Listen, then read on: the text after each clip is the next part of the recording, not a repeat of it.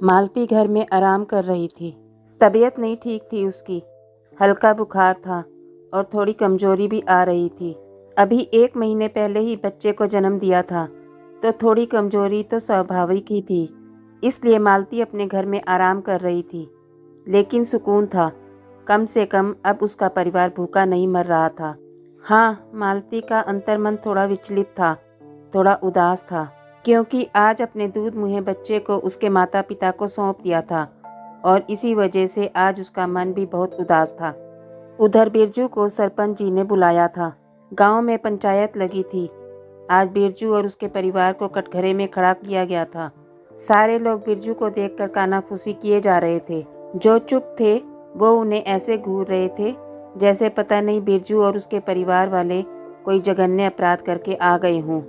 जबकि बेचारे बिरजू को तो पता ही नहीं था कि बात क्या हो गई। बैसाखी का सहारा लेकर बड़ी मुश्किल से खड़ा हुआ था। उसे बैठने तक को जगह नहीं दी गई और उसके दोनों बच्चे निरपराध से अपने बाबा के पास चुपचाप खड़े हुए थे।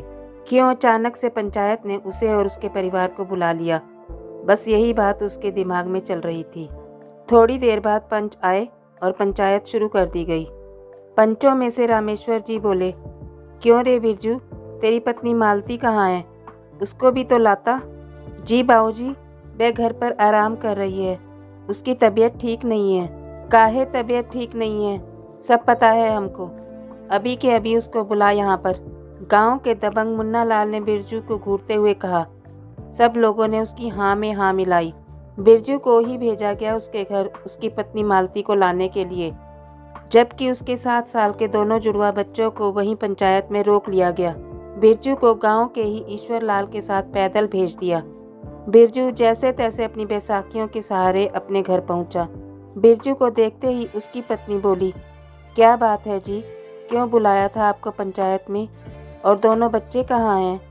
उन दोनों को वहीं रोक लिया है और तुझे पंचायत में बुला रहे हैं।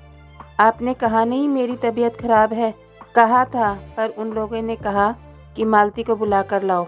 अरे ऐसा क्या कर दिया जो पंचायत बिठा दी इन लोगों ने? शायद बिरजू शायद के आगे बोल ही नहीं पाया और मालती सुनकर एक पल के लिए बिल्कुल चुप हो गई। फिर हिम्मत करके खाट पर से उठी, अपने कपड़े सही किए और बिरजू के साथ चलने को तैयार हुई। बिरजू के घर में उसकी पत्नी मालती और उसके 2 बच्चे भुवन और माधव थे। खुशहाल परिवार था उसका। मेहनत मजदूरी करके कमाता था और अपना और अपने परिवार का पेट पालता था। दोनों बच्चों को सरकारी स्कूल में डाल रखा था। मालती भी छोटा मोटा फाल पीको करके थोड़ा बहुत कमा लेती थी। पैसा नहीं था, लेकिन संतुष्टि जरूर थी और यही कारण था कि उनका परिवार बहुत खुशहाल था। पर किस्मत हमेशा एक जैसी नहीं होती। पिछले साल एक रोड एक्सीडेंट में बिरजू का एक पाँव कट गया और घर का सारा भार मालती पर आ गया। मालती करती भी तो क्या करती, बच्चों को संभालना, घर का खर्चा, ऊपर से बिरजू की हालत भी ऐसी थी, उसका खर्चा अलग से। हॉस्पिटल से भी इतनी जल्दी छुट्टी मिलने के आसार नहीं, और अगर हॉस्पिटल से छुट्टी मिल भी जाती है तो भी इतनी जल्दी हालात सुधरने के आसार नहीं थे। बहुत बुरी तरह से हार गई थी। कई लोगों से मदद की गुहार लगाई, पर कोई रिश्तेदार, संगी साथी मदद करने को तैयार नहीं था। समाज के ठेकेदारों के पास गई तो उन लोगों ने मालती की ही कीमत लगा दी। वहां से अपनी इज्जत आबरू बचाकर मालती जैसे तैसे निकली थी। पैसे पैसे को मोहताज मालती ने अपने दोनों बच्चों के साथ आत्महत्या करने की ठान ली। इतने में बाहर से ईश्वर लाल की आवाज़ आई, अरे बिरजू भैया, तनिक जल्दी करो, वहाँ सरपंच जी तुम्हारे साथ साथ हमें भी 2 बातें सुनाएंगे। आवाज़ सुनकर दोनों पति पत्नी घर के बाहर आए और ईश्वर लाल के साथ पैदल चल दिए। पंचायत तक पहुँचे तो मालती को देखकर लोगों ने मुंह बनाने शुरू कर दिए। आ गई बेशरम, सारे गांव की इज्जत मिट्टी में मिलाकर रख दी। हाय दैया, पैसा कमाने के लिए कोई इतना नीचे कैसे गिर सकता है? हाय, उसके पति ने भी ना रोका। काहे रोकेगा, उसे भी तो खाने को मिल रहे हैं। जितने मुंह उतनी बातें। शोर बढ़ गया तो सरपंच जी ने सबको चुप करा दिया। शांति से बैठे रहो आप लोग, जिसे जो कहना है बाद में कहना, सबको मौका दिया जाएगा। काहे बुलाए हो सरपंच जी, अब तो बताओ, बिरजू ने कहा। बिरजू, तेरी नाक के नीचे तेरी पत्नी क्या कर्म कर रही है, तुझे नहीं पता? सुनकर बिरजू सकपका गया और गर्दन झुकाकर खड़ा हो गया। फिर रामेश्वर जी मालती की तरफ मुखातिब हुए। क्यों रे मालती, तुझे इस गांव की इज्जत मिट्टी में मिलाते शर्म नहीं आई? पैसों के लिए कुछ भी गलत काम करने को तैयार हो गई। ऐसा क्या कर दिया मैंने सरपंच जी, जो पूरे गांव वालों को पंचायत बिठानी पड़ी? मालती ने कहा। हाय राम, देखो इस बेशरम को, कुकर्म करने के बाद भी सामने बोलने को तैयार बैठी है। तभी पंचायत में से किसी ने कहा, हाँ, काहे की शर्म आएगी, पैसों के लिए लोगों के बच्चे जनने का काम करने लगी है। बड़ी इज्जत वाला काम कर रही है, जो सीना ठोक कर यहाँ पर सबके सामने मुंह चला रही है। दबंग मुन्ना लाल ने कहा, देख मालती, तूने जो भी किया है वो अपराध ही माना जाएगा, इसलिए तुझे और तेरे परिवार को ये गांव छोड़कर जाना पड़ेगा। यही हम पंचों का फैसला है। तू इस गांव में नहीं रह सकती। तेरे जैसी चरित्रहीन को हम हमारे गांव में जगह नहीं दे सकते। जैसी आप लोगों की इच्छा, मालती ने सपाट शब्दों में कहा। ये देखो, अपने कुकर्म के लिए माफ़ी नहीं मांग सकती थी? कैसे बेशर्मी से कह रही है, जैसी आप लोगों की इच्छा। अरे इसका साया ही हमारे घर की औरतों के लिए खराब है। दबंग मुन्ना लाल बोला।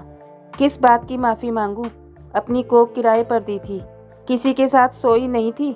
जब पैसों की जरूरत थी तब आप लोगों के सामने भी हाथ फैलाए थे और आप सबने मना कर दिया। तो क्या अपने पति और परिवार को मरने देती?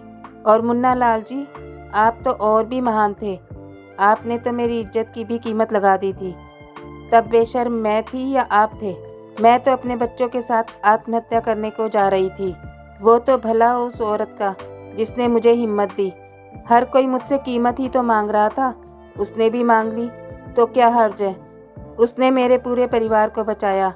1 साल तक मेरा और मेरे परिवार का पूरा खर्चा उठाया, मेरे पति का पूरा इलाज करवाया। बदले में मैंने अपनी कोख उसे किराए पर दे दी, तो आप सब लोग मुझे बेशर्म कहने लगे। कोख किराए पर दी थी, अपने स्वाभिमान और इज्जत को मारा नहीं था मैंने। काहे माफ़ी मांगूं आप लोगों से? जब ज़रूरत पड़ी तो आप सब लोगों ने मुंह फेर लिया, रिश्तेदार बगले झांकने लगे, हमें मरने के लिए छोड़ दिया। किसी के साथ सोकर अपने स्वाभिमान को मारने से अच्छा है कि अपनी कोख किराए पर दे दूं। गांव छोड़कर जाना मंजूर है, पर तुम लोगों से माफ़ी मांगना मंजूर नहीं। पंचायत अगर ऐसी औरतों की बातें सुनने लगे तो हर कोई अपनी मनमानी करने लग जाएगा। अरे हमारे घर की औरतों को बिगाड़ रही है ये, निकालो इसको अभी के अभी। मुन्ना लाल ने अपनी पोल खुलते देखकर चिढ़ते हुए कहा। वहीं पास खड़े हुए मुन्ना लाल के चमचे हरिया ने पत्थर उठा करके मालती के ऊपर फेंक दिया, जिससे उसके सिर पर चोट लग गई। कुछ और लोगों ने भी फिर कोशिश की, लेकिन सरपंच की फटकार सुनते ही सब शांत हो गए। सरपंच जी की देखरेख में ही मालती और उसके परिवार को वहां से निकाल दिया गया। घर आकर मालती ने अपना सामान समेटा और अपने परिवार के साथ हमेशा के लिए कहीं और रहने चली गई। लेकिन इस बात का मालती को बिल्कुल भी दुख नहीं था, बल्कि बहुत सुकून था। ऐसे मतलबी लोगों के बीच इस गांव में रहना किस काम का था, जब जरूरत पड़ने पर कोई भी उसकी मदद नहीं कर सका, बल्कि उसका नाजायज फ़ायदा उठाने की कोशिश की। इससे तो अच्छा इन सब से दूर वे कहीं और रहे और इज्जत की रोटी खाए। कुछ गलत नहीं किया था मालती ने। जिसे ज़रूरत थी उसे 9 महीने के लिए किराए पर अपनी कोख दे दी थी, जो कि एक इज्जत की रोटी उसे खिला रही थी। इन सारे समाज के ठेकेदारों से तो बहुत अच्छी इज्जत की रोटी उस अनजान महिला ने मालती को दी थी।